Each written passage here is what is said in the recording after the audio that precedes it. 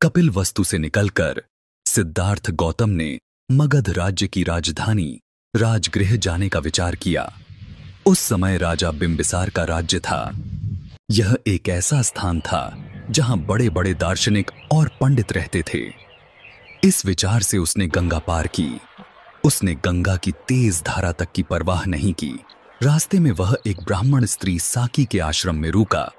उसके बाद पद्म नाम की एक दूसरी ब्राह्मण स्त्री के आश्रम पर रुका और तब रैवत नाम के ब्राह्मण ऋषि के आश्रम पर। इस सभी ने उसका आतिथ्य किया। उसका व्यक्तित्व, उसकी तेजस्विता और उसका अनुपम सौंदर्य ऐसा था कि उस प्रदेश के सभी लोगों को आश्चर्य हो रहा था कि उसने सन्यासी के वस्त्र कैसे धारण किए हैं। उसे देखकर अन्यत्र जाता हुआ कोई कोई वहीं खड़ा रह गया। वहीं खड़ा खड़ा कोई शीघ्रता से उसके पीछे हो लिया। जो धीरे धीरे चल रहा था वह तेजी से दौड़ने लगा और जो बैठा था वह तुरंत खड़ा हो गया।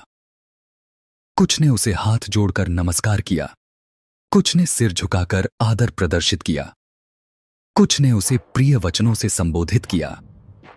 कोई एक भी ऐसा नहीं था जिसने उसके प्रति अपना आदर का भाव न दिखाया हो। जो रंग बिरंगे कपड़े पहने थे उन्हें उसे देखकर संकोच हुआ। जो व्यर्थ प्रलाप कर रहे थे वे चुप हो गए। कोई भी ऐसा न था जो व्यर्थ के संकल्प विकल्पों में लगा रहा हो।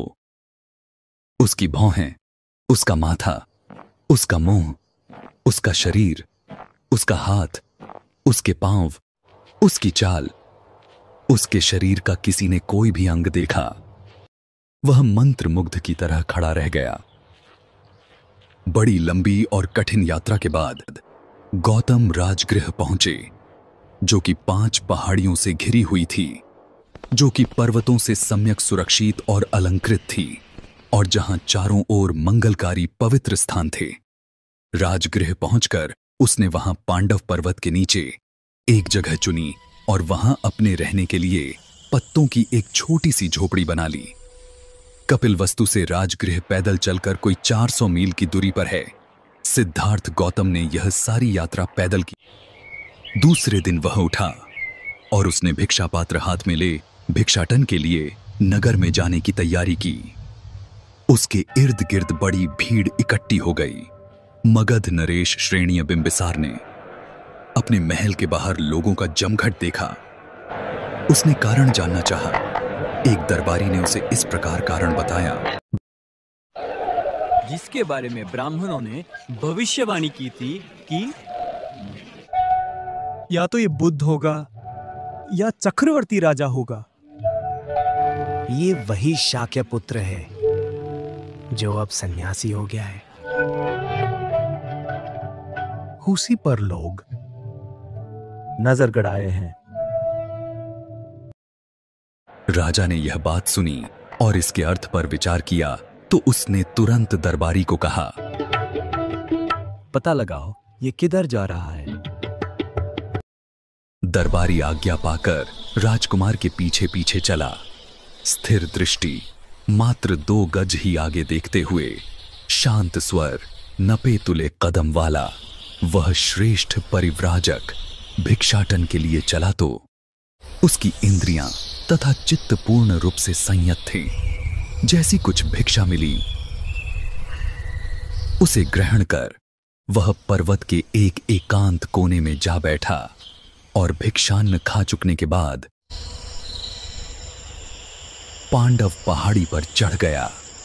लोद्र वृक्षों से भरे जंगल में जहां मयूरों का स्वर गूंज रहा था, वह काशाय वस्त्रधारी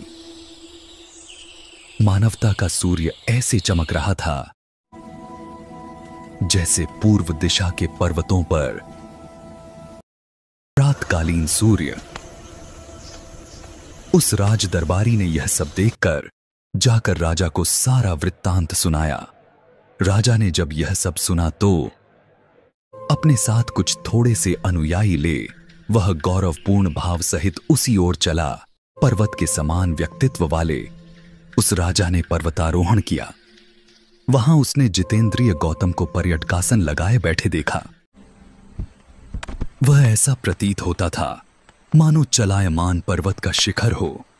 उसके पास जो सौंदर्य और शांत भाव में विशेष था, आश्चर्य और स्नेह की भावना से परिपूर्ण राजा गया विनम्र तारवक उसके समीप पहुंचकर बिंबिसार ने उसका कुशल क्षेम पूछा और गौतम ने भी वैसी ही शालीनता के साथ अपने सकुशल होने की बात कही। तब राजा एक स्वच्छ चट्टान पर बैठ गया और अपना मनोभाव व्यक्त करने के लिए इस प्रकार बोला। तुम्हारे कुल से मेरी वंशानुगत प्रगाढ़ मैत्री है। इसी से मेरे मन में तुम्हें दो शब्द कहने की इच्छा उत्पन्न हुई है। मेरी बात ध्यान से सुने। जब मैं तुम्हारे सूर्यवंश का विचार करता हूं, तुम्हारे तारुण्य का विचार करता हूं, तुम्हारे अनुपम सौंदर्य का विचार करता हूं, तो मैं सोचता हूं कि तुम्हारे मन में सन्यासी का जीवन व्यतीत करने का यह सर्वथा बेमेल संकल्प कहां से घर कर गया। तुम्हारे अंग रक्त चंदन से चर्चित होने के योग्य है, रक्तांबर के नहीं। तुम्हारा यह हाथ प्रजा रक्षण के योग्य है, भिक्षा पात्र ग्रहण करने के योग्य नहीं। हे तरुण, यदि तू अपना पैतृक राज्य नहीं ही चाहता तो मैं तुझे अपना आधा राज्य देता हूं। इसे ग्रहण करने की कृपा कर। यदि तू ऐसा करेगा तो इससे तेरे स्वजनों को किसी प्रकार का दुख न होगा। समय बीतने पर अंत में लक्ष्मी स्थिर चित्त की ही शरण ग्रहण करती है। इसलिए कृपया मेरी बात मान ले। सत्पुरुषों की सहायता पाकर सत्पुरुषों की श्री बहुत बलवती हो जाती है।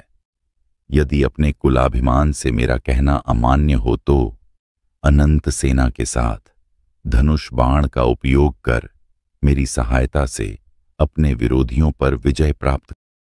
इसलिए इन तीन पुरुषार्थों में से एक चुन लो। धर्मानुसार अर्थ और काम प्राप्ति की कामना करो। काम और मोक्ष की उल्टे क्रम से, अर्थात पहले काम की और फिर मोक्ष की इच्छा करो। जीवन के धर्म, अर्थ, काम यही तीन उद्देश्य है। आदमी मरता है तो जहां तक इस संसार का संबंध है सभी कुछ निरोप को प्राप्त हो जाता है। इसलिए इन तीन पुरुषार्थों की प्राप्ति का प्रयास करके जीवन को सफल करो।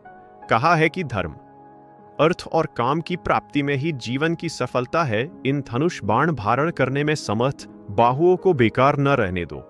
इस पृथ्वी का तो कहना ही क्या, इनमें तीनों लोकों को जीत लेने का सामर्थ्य है। मैं जो यह सब कह रहा हूं इसमें मात्र मेरा स्नेह ही कारण है, न तो मैं यह राज्य लोभ से ही कह रहा हूं और न तुम्हारा यह तपस्वी भेष देखकर उत्पन्न हुई अभिमान भावना से ही कह रहा हूं। मेरे दिल में दया है और आंखों में आंसू है। हे अपने कुल के अभिमान, हे तपस्या के इच्छुक, अभी समय है काम भोगों का आनंद ले।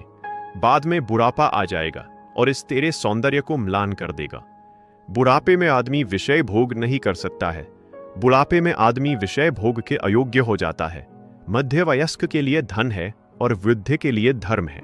इस संसार में तारुण्य का धन और धर्म से विरोध है, क्योंकि काम सुखों को कितना ही सुरक्षित रखे, वे सुरक्षित रखे ही नहीं जाते।